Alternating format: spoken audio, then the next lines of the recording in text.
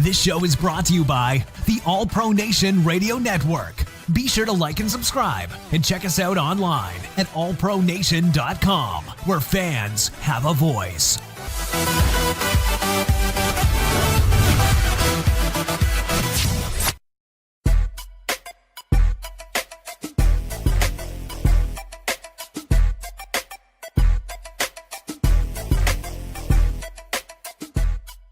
All right, what is up, everybody? You are tuned in to the All Pro Nation podcast. I'm your host, Chris Smith, joined as always with my buddy Tanner Weber. Tanner, how you doing, man? What's up, Chris? Just recovering from my snow days. Oh, man, I hate to hear that. Man, it got down to 40 degrees here in Louisiana. It was cold, man. Yeah, so cold. Yeah. Exciting news. So this podcast is live on the All Pro Nation Radio Network. We got some exciting news for all our NBA fans.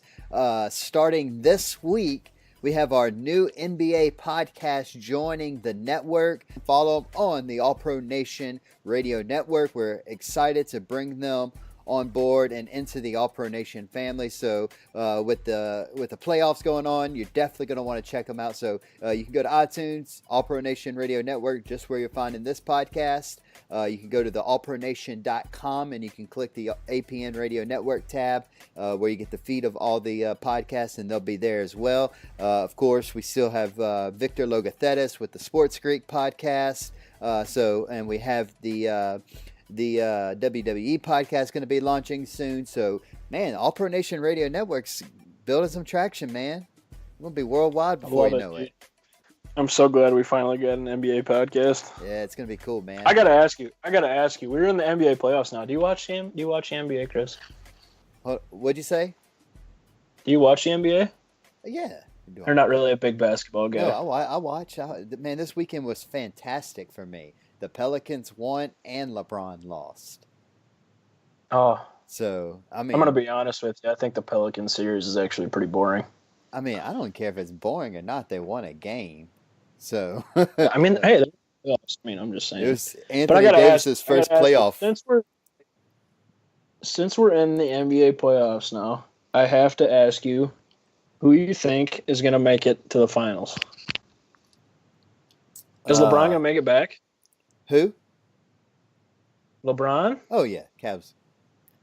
Maybe the 76ers. You think the Cavs are going to make it back, huh? Maybe the 76ers are going to stop them. Maybe I can see that.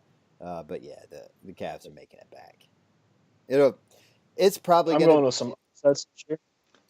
Man, look, I could see the Cavs and the Rockets, but I'll be honest with you, I'm not going to be shocked at all if it's the Cavs and Golden State again.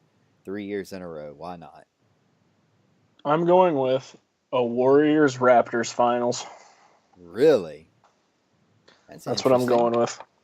So the Raptors are tough to beat at home. They are. And they got a really deep bench, and I can't see the difference between this year's Cavaliers team and teams of the past is, yeah, they still got LeBron James, the best player in the world, but they're a lot younger, they're inexperienced, and they don't play defense.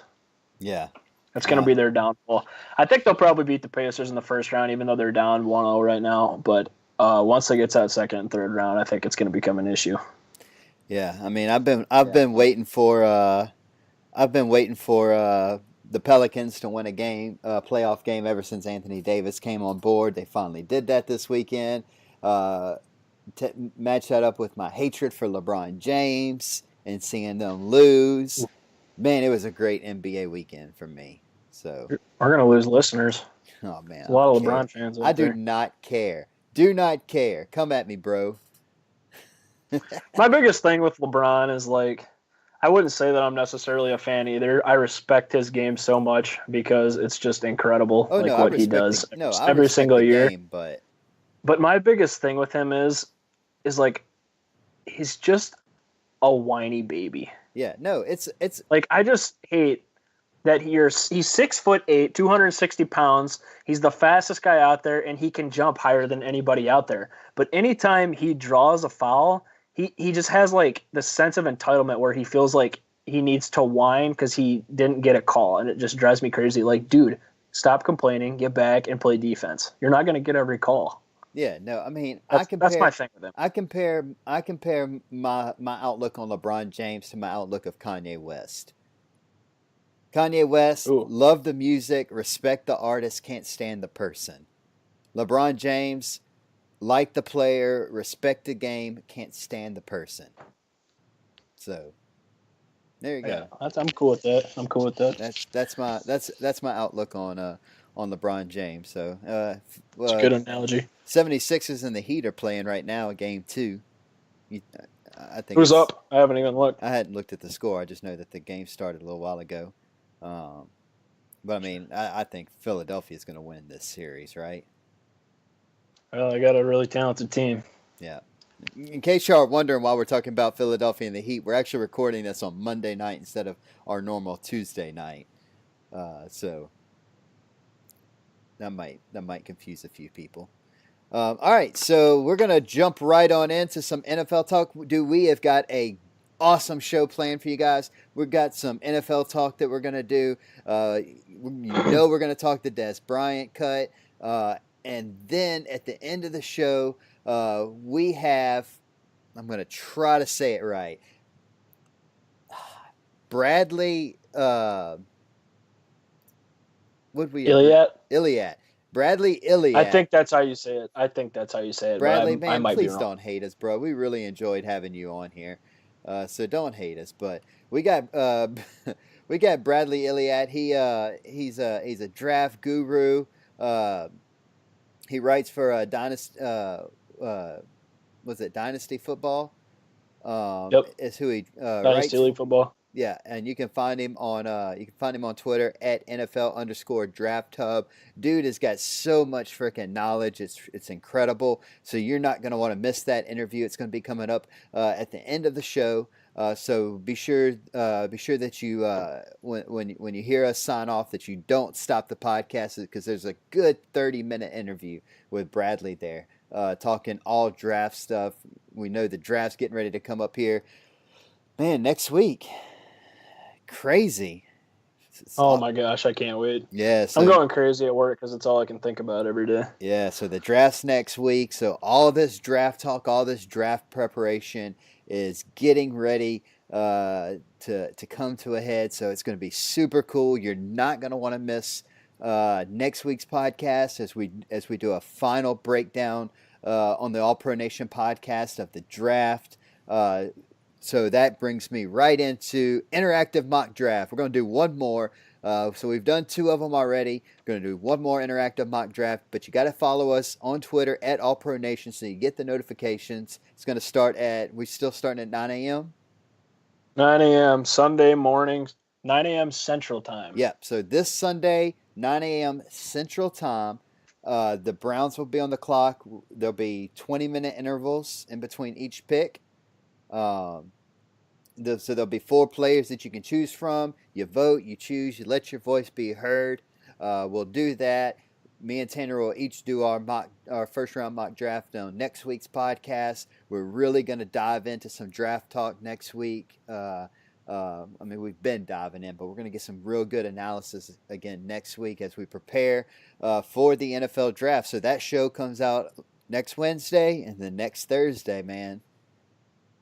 There it is. The real thing. The real thing, real man. thing. The real thing. So you're not going to want to miss next week's show. It's going to be a lot of fun. So anyways, be sure that you listen all the way through. Check out Bradley's interview. All right, so let's jump right on into the biggest story of the week, and that is the Des Bryant was cut by the Dallas Cowboys, America's team. Tanner, what did you think of it? I mean, I feel like we all knew it was coming, right? Oh, yeah, absolutely. The thing with Dez is I still believe that he has a great relationship with Jerry Jones, regardless of what happened. But I don't think that this was a money cut, because it sounds like he said that he was willing to take a pay cut. So did Jerry cut him because he believes he's just not right for the Cowboys locker room at this moment in time? I mean, what do you think? Yeah, I mean, I think that's definitely got to be it. I think that obviously, I mean, Des Bryant is a remarkable wide receiver. He has been put into uh, unfortunate circumstances as a wide receiver, giving his quarterback play. I think Tony Romo is a great quarterback, but he did struggle there those last couple years of his career. Mhm. Excuse me, just staying healthy was an issue, and then of course too, then he had to play with a rookie and second year quarterback, and I mean his numbers just weren't what they were in 2015 when he signed the big deal. There's reports coming out. You remember the report a couple years ago about how he had the domestic violence with his mom Mhm. or something with that, and then he's just one of those outspoken, passionate players that just fights for everything.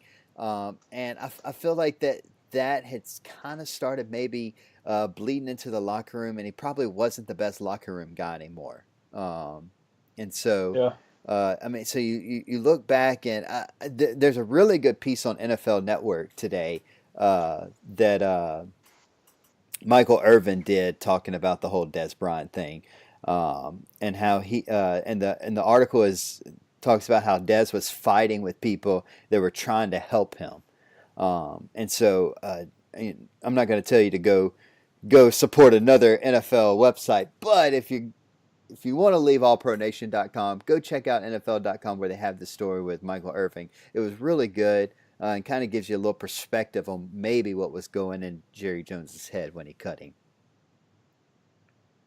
Mhm. So, all right. So I guess the biggest question Hey, now. hey. Oh yeah, I was gonna say you can't move on without talking about the Des sweepstakes. Yeah, so yeah, that's gonna the Des sweepstakes, love it. So that's gonna move right on into where do you think Des Bryant will go? Where do you think that he fits? Go ahead, rattle me off 3 teams that you think Des Bryant would be a perfect fit for. Uh, Honestly, the first 3 teams that come to mind for fits and had the cap space to do it would probably be the 49ers, the Colts, Hmm. and the Packers. Yeah. Yeah, I like those. So if I had to pick 3, I'm going to go the Packers. I'm going to go Seattle, and I'm going to Well, they go. can't afford it. They cannot afford him. I Well, I don't mean, know. It depends how cheap of a deal he wants to yeah. take, Well, I that's the guess. thing. He's getting paid $8 million from the Cowboys, so yeah, he might be willing to take a $2-3 million deal. Um, but the Packers, the Seahawks, and the 49ers. I think those 3 teams would be good fits for him. Ian Rappaport reported today that the Saints are interested in him. I don't know how much I like that move, especially since they signed Cameron Meredith last week.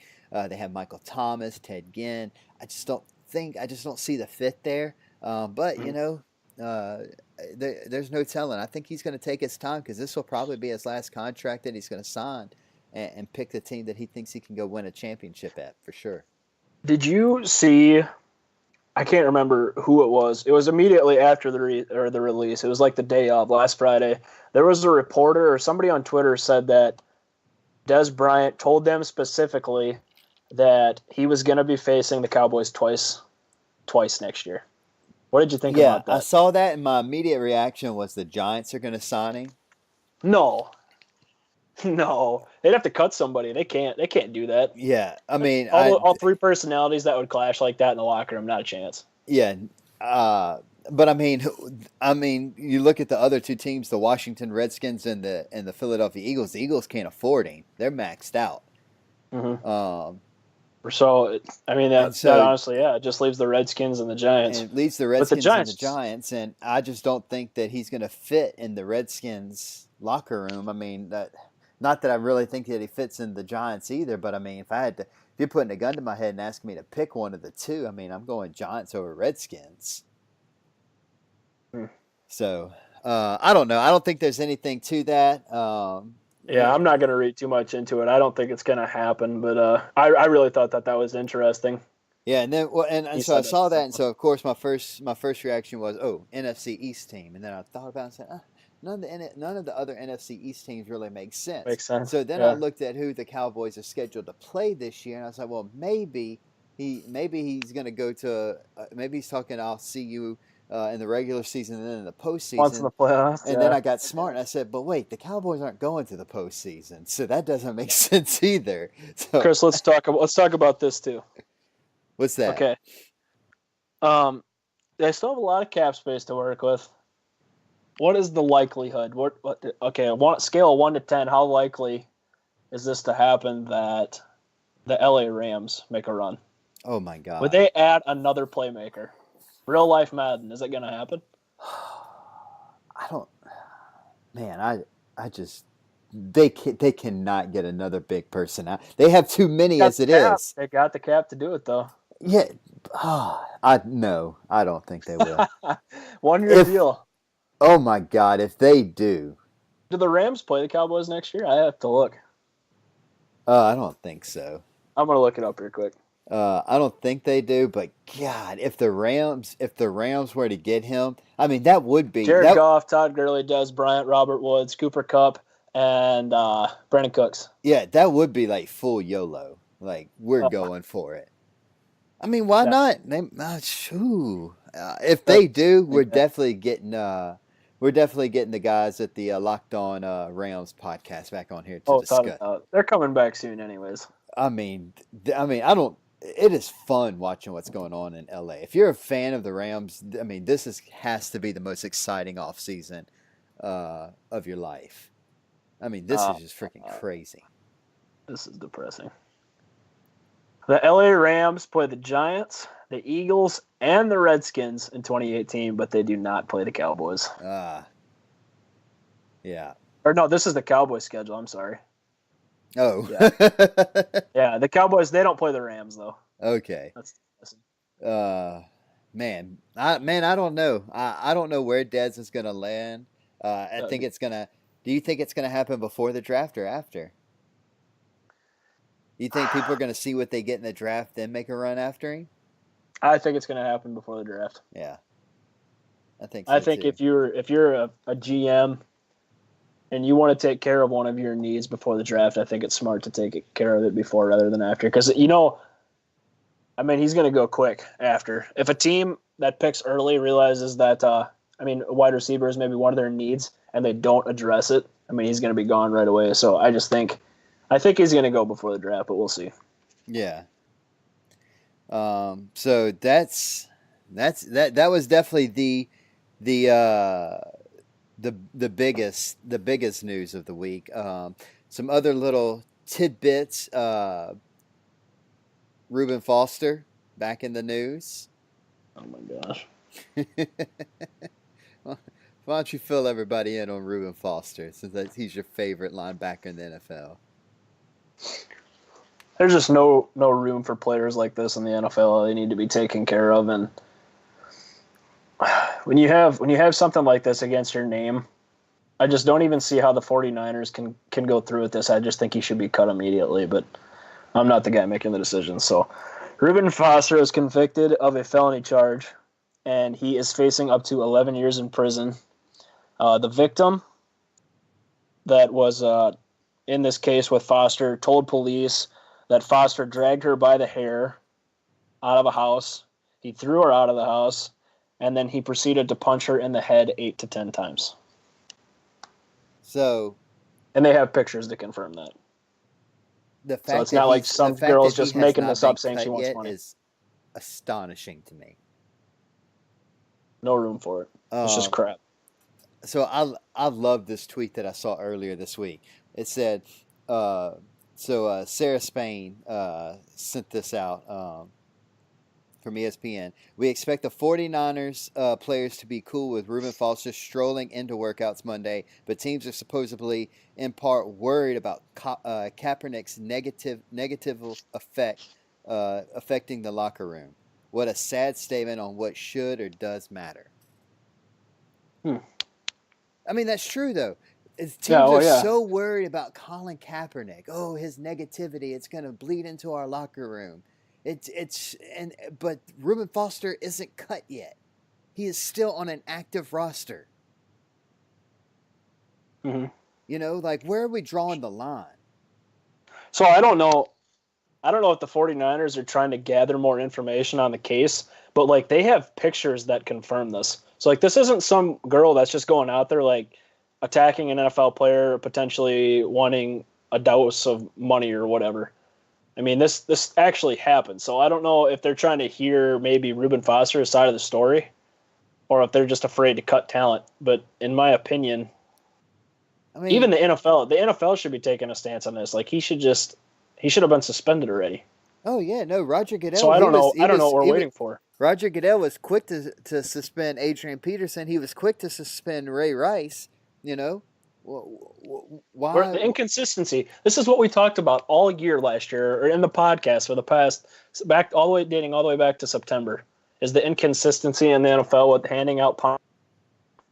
Yeah, it's crap, man, and the commissioner needs to be held accountable for this. Like, I don't know how long we're gonna have to talk about this and complain about this. Like, the inconsistency in the commissioner's office is ridiculous.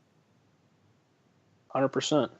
So, anyways, I brought up Colin Kaepernick, so I guess we're going to transition right into the Colin Kaepernick news. So there's been some conflicting reports on this now. So Kaepernick was slated to work out with the Seattle Seahawks. It was reported, and I'm going to put those in quotes, quote unquote, reported that the Seattle Seahawks asked if he was still going to kneel. He said yes, he wasn't going to stop. So they said, okay, never mind.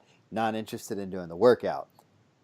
Then another report came out and said, no, that's not right. The Seattle Seahawks want him to put a plan together on how he wants to proceed going forward. And when he has a plan, then come speak with them. That they're, which I guess I kind of buy because they had Michael Bennett, they had Richard Sherman, like they've had outspoken guys.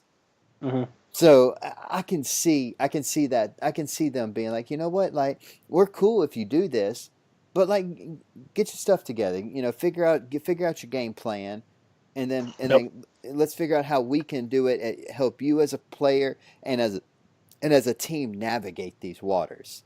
So that's gonna be interesting. Do you think that Seattle's eventually gonna sign him? No, I don't. I don't either. I don't think he's ever going to play in the NFL again. My whole thing with this Kaepernick news is like, I mean, teams obviously have to ask him what his plan is going forward because general managers and owners want to avoid conflict amongst players, fans, whatever. But like, from his point of view, how much farther does he have to go? Like, hasn't he already made his point?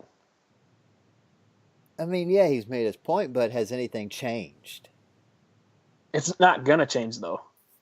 Like, this is just the way it's always been. Like, I don't know what has to happen for him to stand for the anthem again. I mean, I don't like either. This is America, and in my opinion, there's always going to be race issues. There's always going to be people that are racist out there or whatever you want to think. But, I mean, that's just the way it is. Like, you're not going to, like, just by not standing for the anthem, people aren't going to stop being racist or whatever you want to, or whatever you're kneeling for. I don't understand it. Yeah, and I agree, and I think that's what Seattle is. I think, you know, what is the end game here? What are we doing? I think that's, if they truly said this to Kaepernick, which I think they did, and if they did, you know, that's probably a question they're asking. Well, you know, what's the end game? Are we just going to keep kneeling, or are we going to, well, you know, where are we going with it? What is the ultimate outcome that we're expecting? Like, if you can give us a blueprint of what you think can happen, how we can get there, and how as a team we can make it happen together. If you can provide that for us, then heck, we're all on board. Cool. You know, and so I can see that being something that the Seahawks said. I don't know. It's very interesting to me, but yeah, I don't know if he's ever going to play again. I mean, yeah, it's a poor situation. Yeah, it really is. I can't say I necessarily always agree with the stance that players took to kneel for the anthem and all of that stuff, but I do think it's complete crap that some of these players are getting second chances and Kaepernick's not. I just don't think it's fair because, like we talked on the podcast last week, he could start for a majority of NFL teams. A good handful. Griffin III is on an active roster. Mm-hmm. And Kaepernick isn't. No, there's let that sink in. If you look up NFL depth charts and look at all the quarterbacks on these rosters, some of the second and third stringers, and compare them to Kaepernick, you'll shake your head. Yeah. So it's crap. All right, so next question: will Aaron Donald's contract get done this offseason?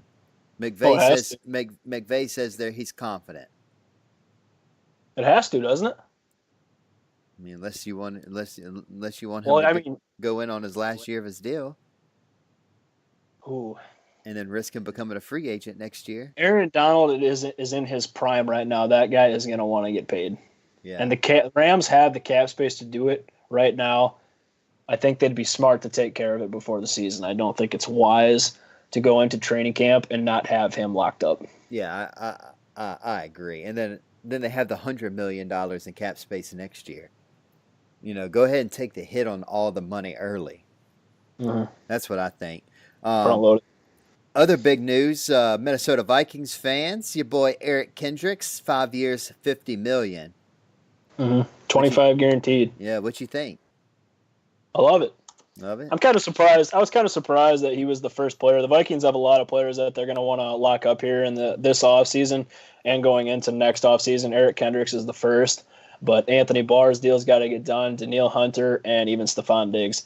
So I'm going to guess that Anthony Barr's probably next, and then they're going to have to make a really tough decision going into next offseason. I know the franchise tag is going to be an option as well, but Danielle Hunter, Stephon Diggs, one of those guys is – I think there's probably a good chance that one of those guys might not be a Viking going into the 2020 or 2019 season. And if I had to put my money on it, I'm going to put it's going to be Danielle Hunter. Oh, I'm not.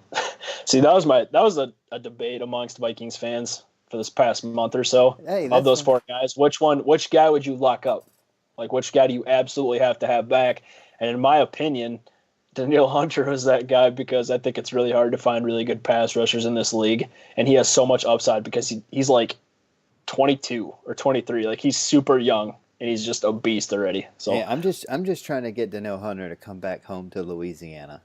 Yeah, you just stay out of it. Come back home, buddy. You want to play for your hometown. Come back. Oh man. But yeah, so I mean, you look at Jarvis Landry. What did he get? What does he get in a year? 16? Yeah. 17? Stephon Diggs. I mean, you look at him. What are you going to have to pay him next year? And he's going to be asking for looking. We still don't know what the Giants are going to pay Odell. Oh, it's going to be outrageous. And all this is making me cringe because I'm thinking that the Saints are going to have to pay Michael Thomas in a couple of years. Well, Drew Brees would be gone by then, I would think. Yeah.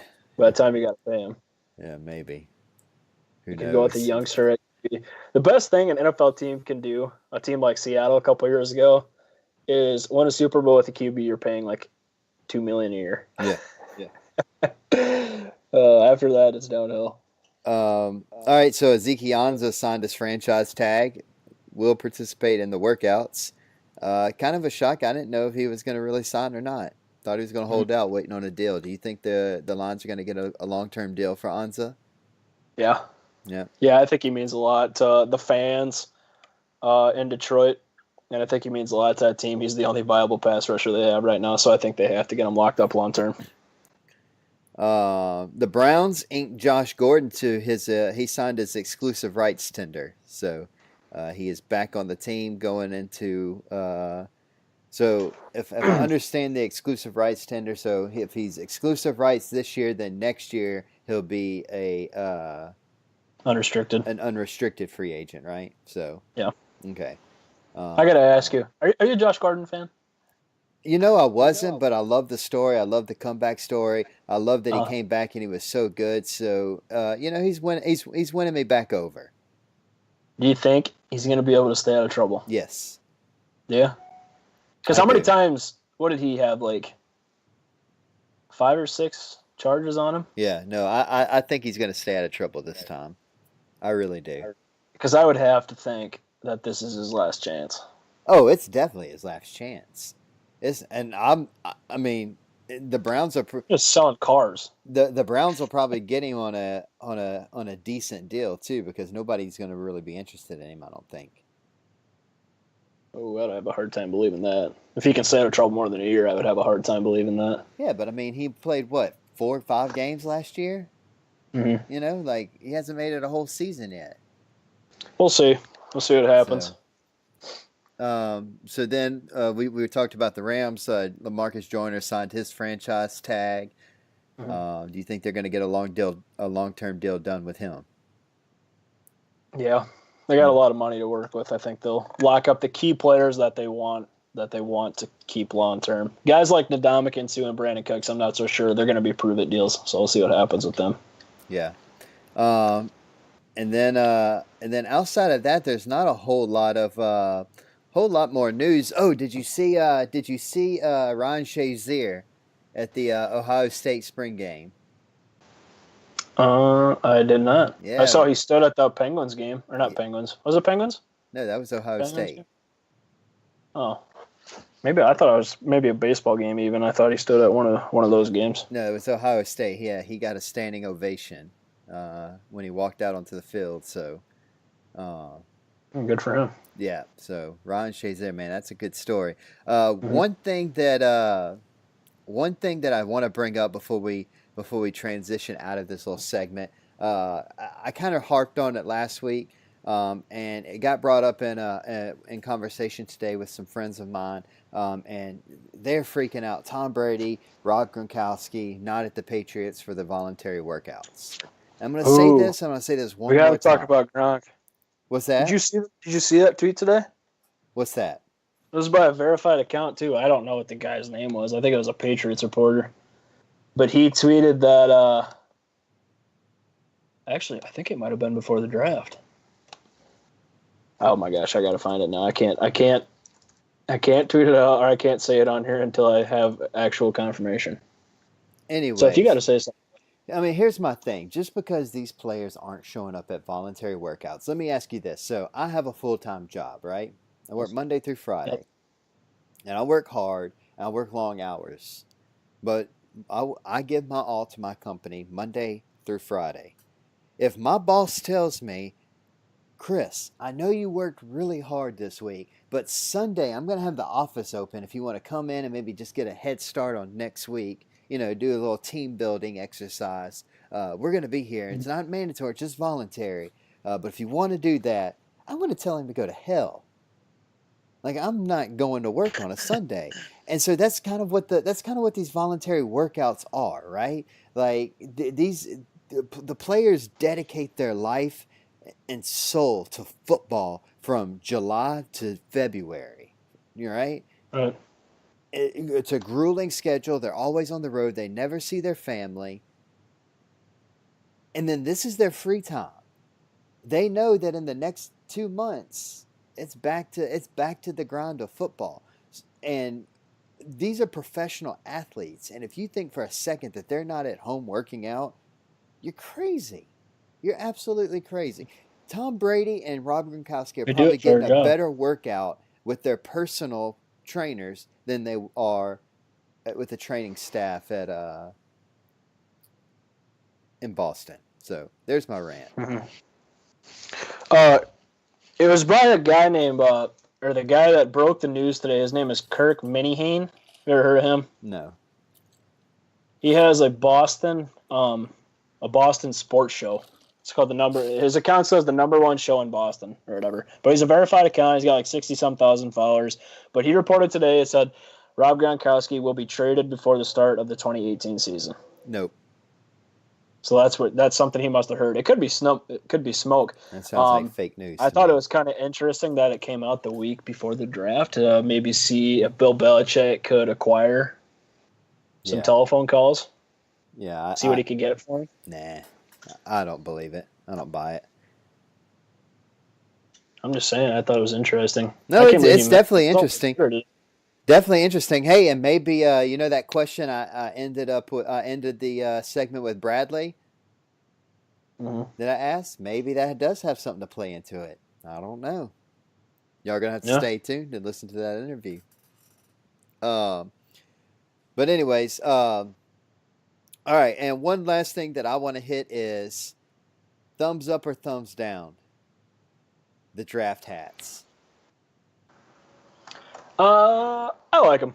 They're garbage. I'm not really a big hat guy, period. And it's been really controversial.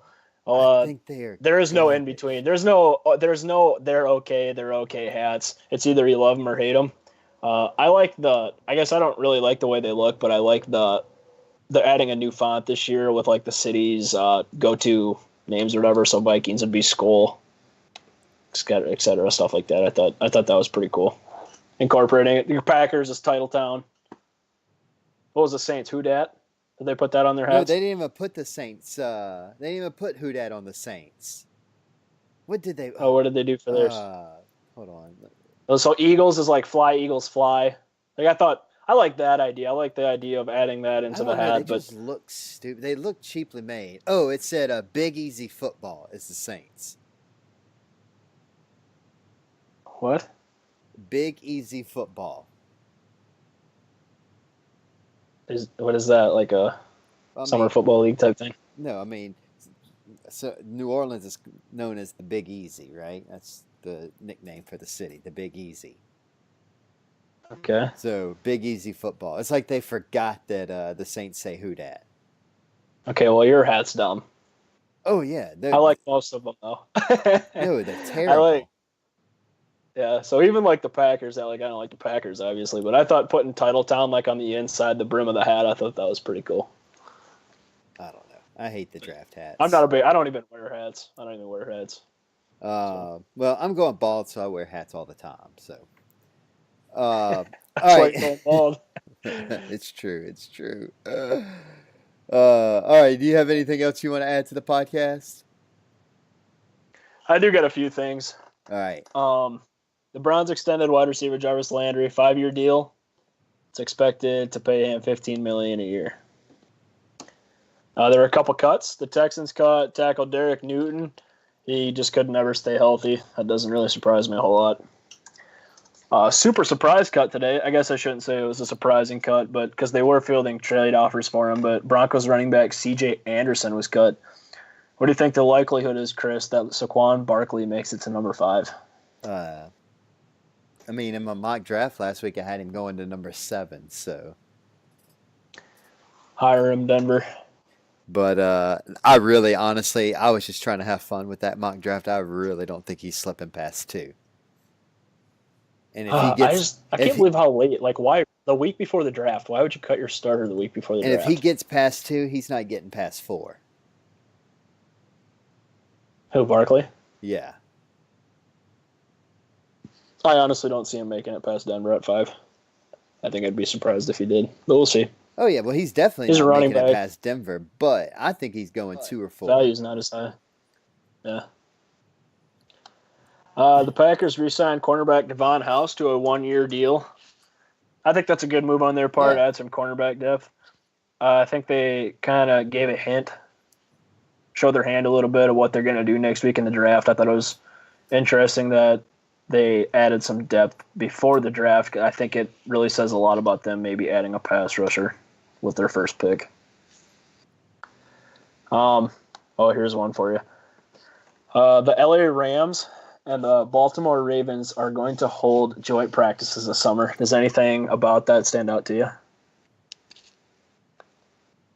The LA Rams and Baltimore hold joint practices. Does anything stand out to me? Yeah. We got to get the WWE podcast in on this one. I'm lost. The LA Rams traded for Aqib Talib this offseason, and the Baltimore Ravens signed Michael Crabtree. Oh! Rematch. Oh, it's going to be awesome.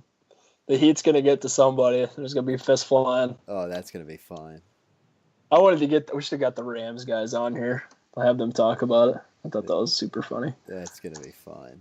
Because Pro Football Talk is the one that released that news or whatever. Yeah. And I didn't really get it at first. I wouldn't even have noticed anything, but they had a picture of Crabtree and Talib fighting under the headline, and I just thought it was super funny. Here's some more funny stuff for you. Bengals linebacker Vontaze Burfict has officially been suspended for the first 4 games of the 2018 season for PEDs. Another player that got suspended for the first 4 games of 2018 currently doesn't have a team, but the butt fumble man, Mark Sanchez. I saw that. Mark Sanchez got suspended. He don't even have a job. Oh my gosh, it sucks. I thought that was funny too. Yeah. The Saints have exercised guard Andrew Speed's 5th-year option. That was expected. Smart move. Oh, here's some news we actually forgot to talk about. Eagles cornerback, newly acquired cornerback, Daryl Worley, was arrested Sunday or Saturday morning for having a physical encounter with police. It was reported that he was tased by police, and he is being charged with a DUI and disorderly conduct. He was later cut by the Eagles yesterday, I think. Yeah, I mean, we all were scratching our heads when Carolina let him walk. Like, how are they going to let one of their premier cornerbacks walk? I guess they saw what was coming in his future, and turns out Carolina wasn't crazy. So. Stupid. Yeah. Stupid players everywhere. Stupid players. My whole thing is just like, if I were to play in the NFL, make all that money, like, how hard is it to just keep your nose clean? Like, just don't be an idiot. Now he's not going to make that money anymore. It's just don't get it. Stupid. Per ESPN Mexico, the Kansas City Chiefs and the LA Rams will play on November 19th in Mexico City. So that's a pre-schedule. For those of you who don't know, the schedule comes out this week. A pre-schedule release. November 19th to be late in the season, or middle of the season, something like that, week 12 or something. Yeah. My last tidbit is pass rusher James Harrison has finally retired after 16 seasons. He finished his career with 793 tackles, 84.5 sacks, and 8 interceptions. Okay. He will probably be remembered for his interception in Super Bowl against the Cardinals. He returned for a touchdown before the half. Yeah. Like 99 yards or something, or whatever it was. It's a long haul for a big boy. That's all I got, man. That's all you got? Yep. All right. Well, that's all I got, too. So be sure to do not hang the podcast up. Stay tuned for our draft talk with Bradley. God dang it. I'm just not even going to try this time. Iliad. There it is. Iliad. Bradley Iliad. Bradley, please don't hate us, man. We really enjoy talking with you. So anyways, be sure you check out Bradley Iliad's interview coming up. Be sure that you are following us on allpronation.com, that you're following us on Facebook and Twitter at allpronation, and that you're listening to the All Pro Nation radio network for all your favorite sports podcasts. Don't forget, we have the NBA podcast getting launched this week. We have Victor Logothetis with the Sports Creek. And, of course, we have the All Pro Nation podcast, the best, fastest-growing podcast on the internet today. Guys, price of a Coke, right? $1. Go to allpronation.com, donate $1. You can do it monthly. You can do it one time. If we can get everybody who loves listening to the podcast just to give $1, it would help us out tremendously, as the podcast and the radio network and All Pro Nation in general is starting to expand, and infrastructure is starting to need to get repaired within our framework. So help us out. You'd be great if you did. We're going to give you something special if you do. So go to allpronation.com and donate. Be sure that you're following us. Be sure that you're checking out everything. And if you want to be a writer, if you want to get your voice to be heard, you can go to allpronation.com, hit write for us. We'll let you join the All Pro Nation team. And we got a lot of cool things coming up, man. A lot of good shows coming up for this summer. Me and Tanner kind of already talked about it last week. Mapping out what the summer shows are going to be like, so you're not going to want to miss any of it. So be sure that you're staying plugged in, that you're staying involved, and that you're checking us out on allpronation.com. So you can follow me on Twitter. I'm at 318 Chris Smith. You can follow Tanner on Twitter at @purple_post. And we will see you guys next week. Thank you so much for listening. Have a good night. Peace.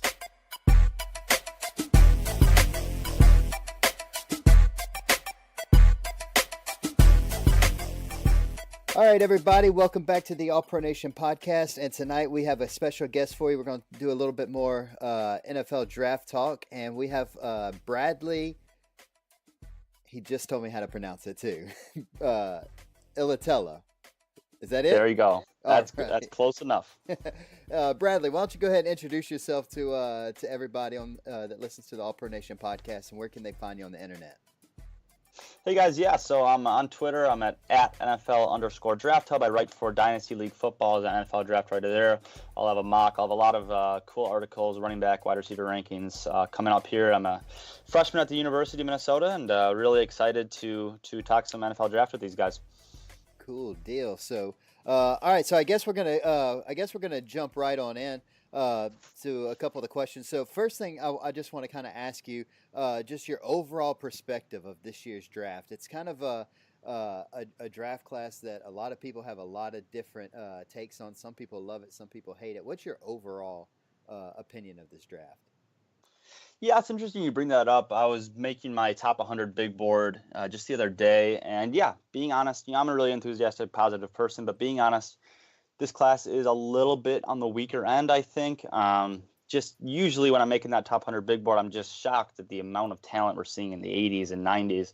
This year, it just wasn't there. I think the top end talent is still there. I just don't know if the depth is just as strong. I don't think the second round is as strong as it usually is, but there's still a lot of talent. And even though it's a little weaker, we're talking about the NFL drafts, there's a lot of guys that are going to be rip-roaring, ready to go. And we're going to see a lot of high-end rookie talent come into the league. So overall, I'm excited about it. But like I said, it's not as great as like we had last year. Yeah. And Tanner's also like our draft guru over here at All Pro Nation. So what I kind of like to do right now is I'd kind of like to pick both of your brains. If maybe we can do it back and forth. We'll start with you, Bradley, and we'll go through kind of like the top 10. If you had to mock the top 10 picks, where would they go? So first up on the board would be the Cleveland Browns. Absolutely, and I'm going to have them going with Sam Darnold, quarterback USC. I think Darnold or Josh Allen's got to be the pick here. Rosen and Mayfield just have a little bit too concerning, but I think Darnold is the safest quarterback in this draft. And the revolving door we've seen Cleveland have is the biggest reason for their ineptitude over the last couple decades. It's just time for them to get their franchise guy. I think quarterback has to be the pick, and I think Darnold is the best option for them. So I think that's a grade A pick for them. Okay, and Tanner, what do you got for number one for Cleveland? Yeah, I agree with Bradley 100%. I think Darnold has to be the pick. He's the safest guy. I know Josh Allen's been discussed quite a bit. And if they end up making that pick, Josh Allen at number one instead of Sam Darnold, it's going to ruin everyone's big boards because it's going to change the way New York picks. They might go quarterback. They might pick Darnold instead of Barkley or a guy like Quentin Nelson. So it's going to completely just screw everybody up. So I hope that Darnold's the pick. Yeah. And Darnold seems like he's the favorite on a lot of mock drafts going there. All right, so we're going to move into number 2, the New York Giants. This is where the draft, I think, really begins. I think Cleveland's going to go a quarterback. Like you said, it might be Josh Allen, but they're going to go a quarterback. New York, we really don't know. Quarterback is an option, running back, offensive line, edge rusher. They could trade back. I think this is where the drama really begins. And I have him going Saquon Barkley. He's the number one player on my board. I think he's the best option for them. I think they're going to try to go couple more playoff runs while they have Eli Manning, create a young supporting cast of Barkley, Beckham, Shepard, and Ingram. You just can't go wrong with them. I think right behind Quentin Nelson, he's got the best chance to become a Hall of Famer out of this class. So I think you just can't go wrong with Saquon Barkley. Okay. And Tanner? Yeah, I know the Buffalo Bills, this is a spot that the Buffalo Bills could trade up into. But I think Barkley should be the pick as well. He's the top player on the board in most people's big boards. He's the best player available, and it looks like they're all in on Eli Manning for a couple of years, so they might as well surround him with as much talent as they possibly can. Saquon Barkley is the top offensive player in the draft. Yeah. Before we jump to number 3, me and Tanner have talked about this a couple times on the podcast, Bradley. What is your overall take of the Giants possibly wanting to stick with Eli Manning for a couple more years? I do not like it at all. Being honest, I don't know how you could watch him in 2017 and think I want a couple more years of this guy. Wow, I thought he was pretty bad. I think he's over the hill. I will be shocked if he comes back to have a couple more good years. Maybe a change of scenery could help him. Maybe he's just bored up in New York. I don't know. But I really don't like that option. I still want him to take a quarterback, but it looks like that's not going to be the case. Yeah. All right. So moving That's into crazy. number 3, it's going to be the New York Jets. They acquired the pick from the Indianapolis Colts. Who do you got at number 3, Bradley? Yeah, so I think this is just going to be whether it's Sam Darnold, Josh Allen, Baker Mayfield. It's got to be a quarterback. You don't trade up in this draft for any other position. I have him going Josh Allen. I wouldn't be surprised with anybody there, whether the big 4 quarterbacks. I just think Allen, would they have Bridgewater and McCown, I think both of them can be bridge quarterbacks, and they're going to need it because Josh Allen is not ready to start right away, and they need to surround him with some talent. They have probably the worst supporting cast in the NFL, so they're going to need a couple of years to develop some guys. And before Josh Allen would step in, you'd have a good supporting cast around him. Yeah, absolutely. Tanner, what you think? Yeah, like Bradley said, it's got to be a quarterback here. I think everybody knows that they're going quarterback. That's why they traded up. I actually have him going Broadway Baker Mayfield.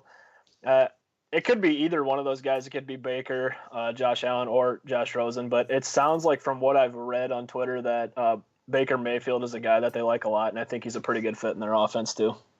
Yeah, right on. All right, so moving back, going down to number 4, Cleveland Browns are back on the board. Where do you have them going this time, Bradley? Yeah, this was kind of the first tough team to mock for. I ended up going with Bradley Chubb. I think he was the best player on my board. The thing here is they have Myles Garrett at one end. Obviously you need to fill the other one, but they have Carl Nassib. They have Emmanuel Ogbah, who are two, I think, maybe starting to blossom a little bit. They've shown some promise, but at the end of the day, taking the best player available for a team that went 0-16 is never a bad idea. So Bradley Chubb's the pick for me. Okay, cool. And where are you going, Tanner?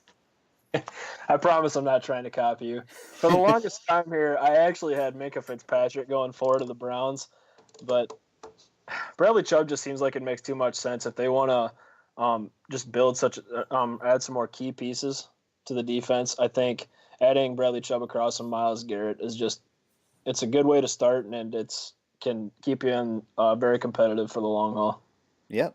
All right, so number 5, we're going to have the Denver Broncos. Denver's a team, I don't really know where they're going. Are they trying to rebuild? Are they trying to re-gear for a playoff run? I don't know. They threw a lot of money at Case Keenum. I still don't think he's the answer at quarterback, so I have him going Baker Mayfield, who obviously you had going at number 3. I think he's the next best quarterback available. And Denver's another team that's if they're going to have a quarterback in the future, they also need to invest in some pieces. I mean, they got not much to work with. Their wide receivers have really gone downhill. But I think Mayfield, he's a playmaker, and he'd look pretty good in Denver. Yep. All right, and Tanner, I swear you can't go Baker Mayfield here, so it's gonna be different. Where you going?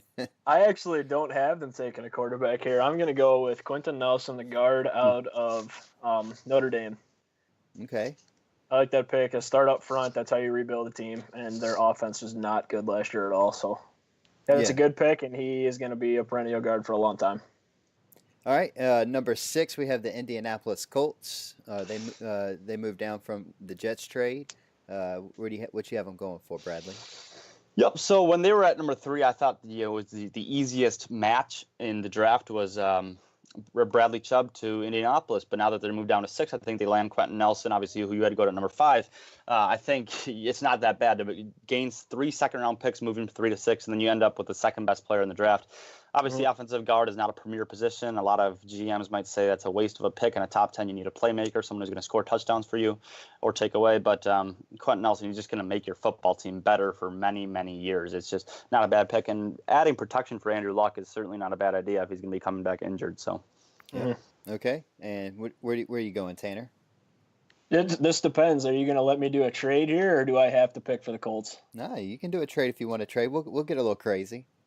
Yeah, most people probably expect the Bills to be moving up here, but I'm going with the Dolphins like I had in last week's mock. I'm going to have the Dolphins move up to number 6, trade with the Colts, and pick a quarterback, Josh Rosen, out of UCLA. Okay. We have no idea what Ryan Tannehill's future looks like, how he's going to come back from that injury, and I think it'd be a good idea to get some security there in Miami. All right, sounds good. So number 7 is going to be the Tampa Bay Buccaneers. Where are you going, Bradley? I think Tampa Bay is sitting pretty much as pretty as you can hope for. They need DB help, and at this point in the draft, in my mock, they have Derwin James, Minka Fitzpatrick, and Denzel Ward all at their disposal. So a trade down would not be out of the works here, but I have him going Derwin James here. I think he's actually my second-ranked safety, but I see a lot of people putting him at the number one. You can't go wrong with him. Size, athleticism, ball skills, man coverage skills, smart. This guy has it all. He's a competitor, and I think he's ready to step in right away and be an instant contributor on defense. Okay. And Tanner? Yeah, he hit it all. I haven't changed this at all. This has been my pick to the Buccaneers since the beginning of February before the Combine. Derwin James, like you said, he covered most of that there. They need a leader in that secondary, something that they haven't had for a long time. And Derwin James is that guy. Keep him in state. Yep. All right. So moving to the 8th pick will be the Chicago Bears, who I think have got to be a team that everybody's saying has won the offseason so far. They've made a lot of good moves. I like where the team's going. So I think with a really good draft, they could really set this franchise up real pretty. So where are you thinking, Bradley, that the Bears are going to do? Well, Chicago fans, I hate to do this to you, but this is actually where I have a trade. There was just nothing great for Chicago available. I think their biggest need, there's nothing there as far as high-end talent. So I think a trade down just makes a lot of sense for them. Gather picks, just continue to build a good roster. I have Buffalo Bills. It could be the Miami Dolphins, like you alluded to, but I have Buffalo trading in at number 8 here and taking Josh Rosen. Rosen comes with character concerns, but on tape, I'm on film, I think he might be my best quarterback. So I think Rosen would be a great fit with Buffalo, who's trying to build a quick playoff contender every year. So yeah, I like it. All right, Tanner, Chicago. There's been a lot of speculation that it could be a coin flip between Tremaine Edmonds and Roquan Smith to the Bears at number 8. I've also seen Minka Fitzpatrick a few times, but I'm going to stick with Tremaine Edmonds, the 19-year-old linebacker out of Virginia Tech. He has a lot of upside, and he's really versatile, and I really like him in Vic Fangio's defense. Okay.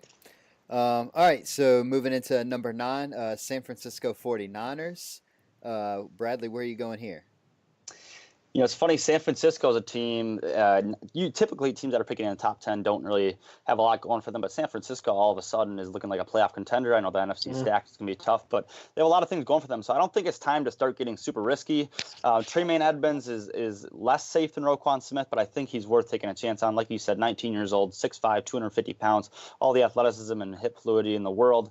A tough competitor. I think he's ready to step in. And at 19, well, he's going to be 20 by the time he starts, but he's ready to contribute. So I think Tremaine Edmonds is a great pick for San Francisco at number 9. Okay, and just to pick your brain, with all the stuff going on with Reuben Foster, does that kind of play into anything of how you think they should pick here? Absolutely. It does. I mean, after Reuben Foster, they still don't have a lot of depth there. I mean, even if he was solidified, a linebacker would not be a bad pick. But yeah, that guy is anything but a sure thing. I know you'd hate to draft somewhere after a rookie year where he was great, and he is great. But I mean, adding a guy like Tremaine Edmonds is still a great pick there. Okay.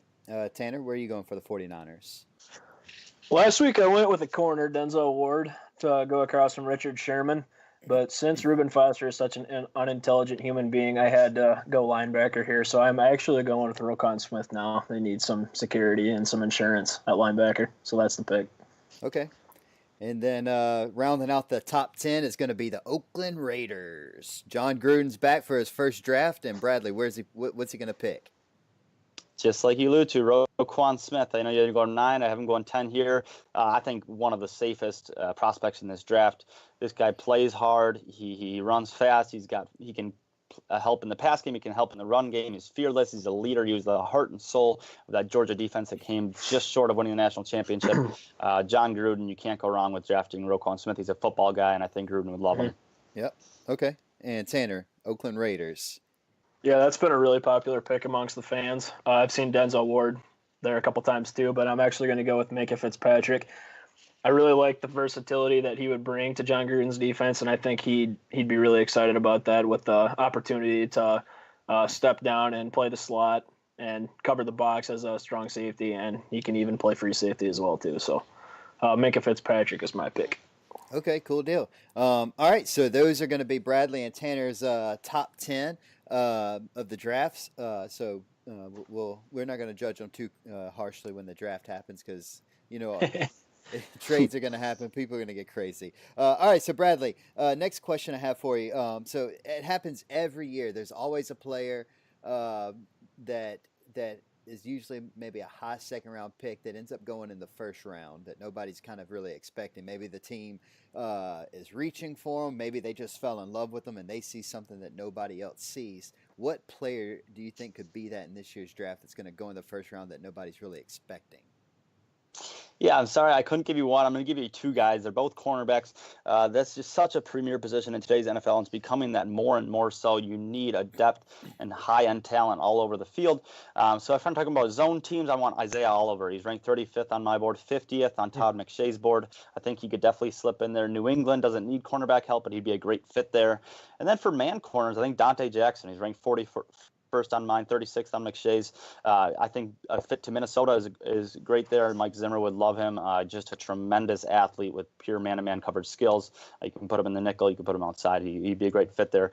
So neither of them are necessarily projected to be first, but I would not be surprised at all if they slipped into that late first-round territory. Yeah. And then on the flip side of that, there's always that one player that everybody is expecting to go in the first that ends up slipping out of the first. Who do you think that could be this year?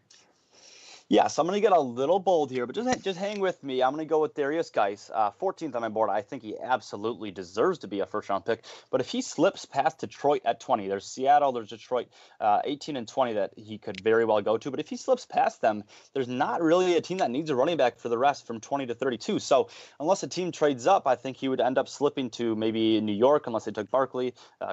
Cleveland could still use something. It would get really interesting in a hurry. All of a sudden, he would start sweating if he gets past Detroit. So I think he could be a name that all of a sudden he'd be the best player available for sure after round one, but he could fall out. Right. Yeah. I think two teams I just like to throw out there that between are 20 and 32. I could see the Panthers maybe stepping up for him now that Jonathan Stewart's gone. Christian McCaffrey needs some help there, and the other one would be, I know they don't need a running back, but if Le'Veon Bell is actually being serious about not playing next year, I can totally see the Steelers making that pick too. So those are two other teams that I would consider. Yeah. And Geis is interesting, man, because he's definitely the second best running back in this draft, but the distance between him and Barkley so big, and you don't want to reach, but at the same time, he's definitely worthy of a first round pick.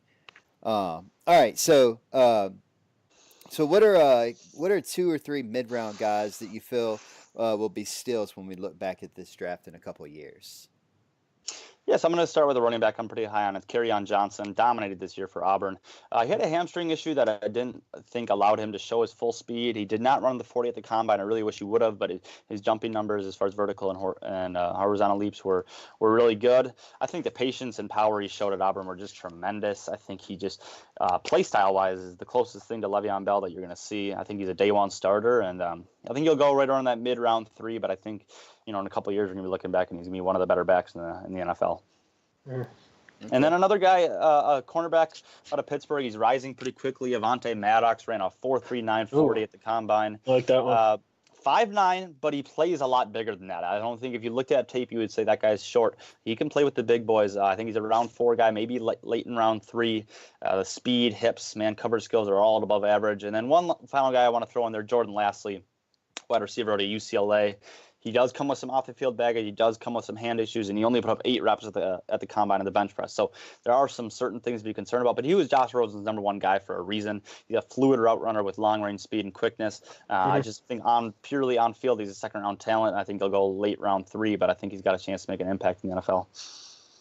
Okay. Out of curiosity, something that I've kind of observed here. Are you a big DB guy, Bradley? Yes, it is my favorite position. I got it. I mean, how can you not like him? I mean, in this day and age in the NFL, you have to have good DBs. I mean, they're almost as important as the quarterback.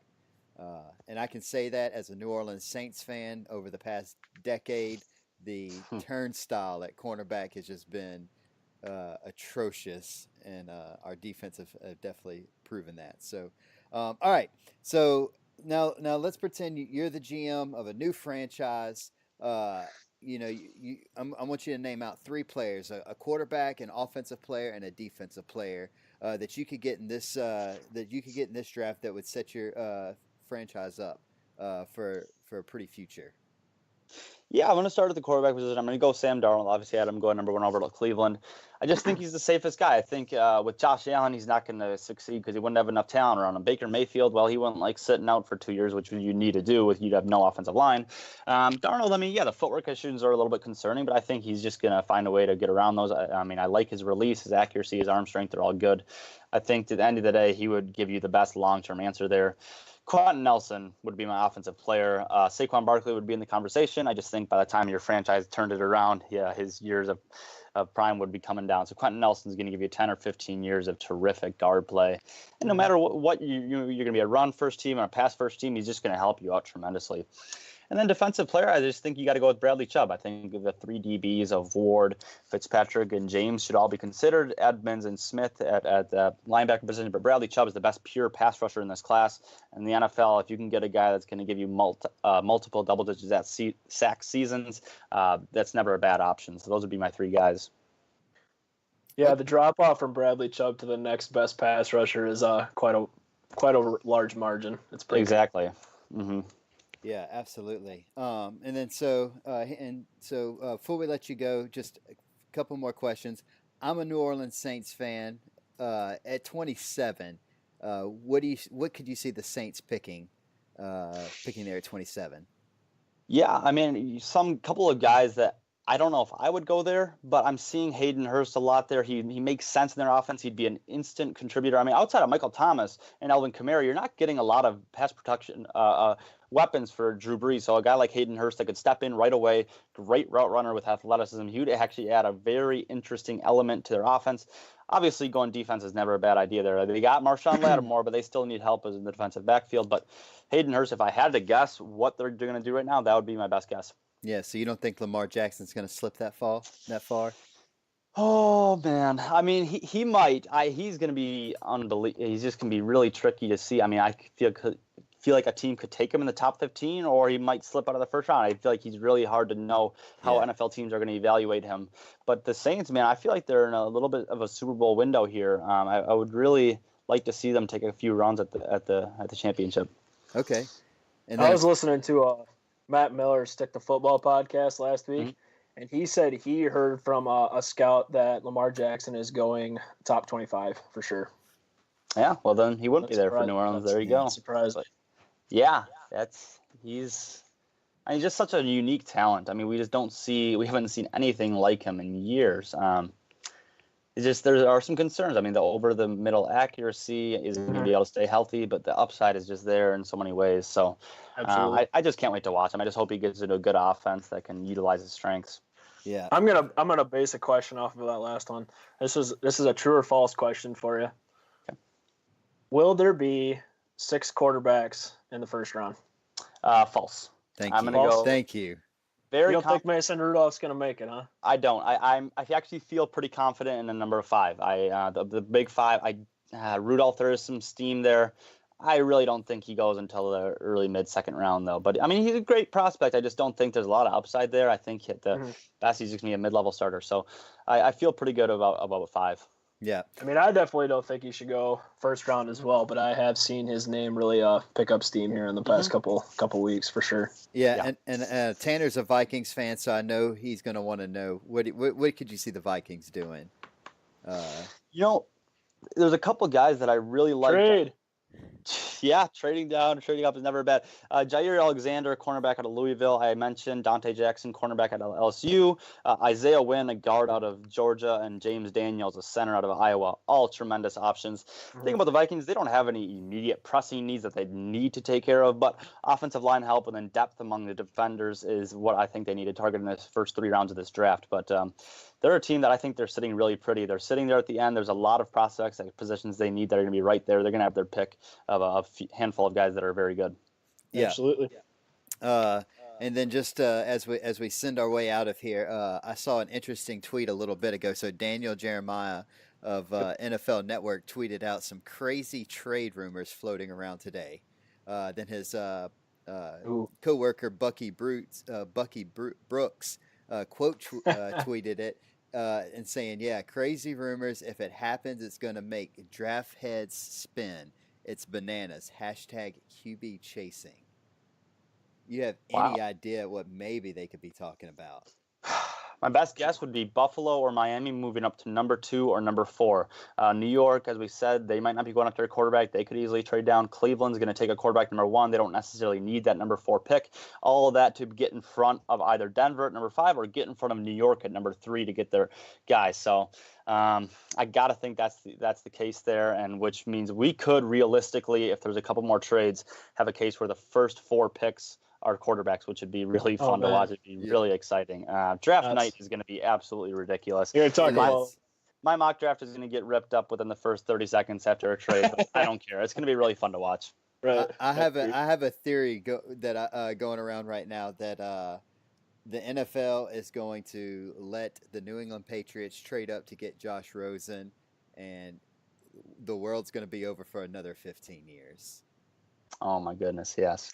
I mean, because they have 23rd and I think the 31st picks. Yeah, I mean, they have some draft capital, man. And Rosen could slip. I mean, there's a lot of teams that just don't like the guy. Man, would that be nuts though? Because he's kind of has a lot of Aaron Rodgers like traits, super talented. But some people, his teammates say coaches say he's not coachable sometimes. Yeah, so wouldn't that be nuts? I mean, it would be like the Favre and Rodgers situation all over again, and we know how that's gone. So yeah, I'm gonna throw out the Arizona Cardinals as a wild card team as well that might move up for a QB because God knows you can't trust Sam Bradford. Not at all. Not at all. All right, so Tanner, do you have any other questions for Bradley? I think you hit them all. Cool deal. Bradley, one more time, tell everybody where they can find you at. Yep, so I'll have a lot of articles posting on Dynasty League Football. I'm really excited to see those, including a 3-round mock draft that'll be published on Monday, the week before the week of the draft. And then on Twitter, at NFL_DraftHub, you'll see me tweet prospect videos and a little analysis and whatnot. So that's where you can find me most of the time. We're looking forward to that, man. Thank you. Cool deal. Well, Bradley, we sure do appreciate you taking time to be with us tonight, man. And anytime you want to come back on and talk football with us, open invitation. You're always welcome. Sounds awesome. You guys had a lot of fun, and this was, a lot of fun scenarios to talk about. I love talking mocks any time of the year. So, we should do this again. Absolutely. All right, guys. Well, thank y'all for listening, and we will see y'all next week. Take care. Bye.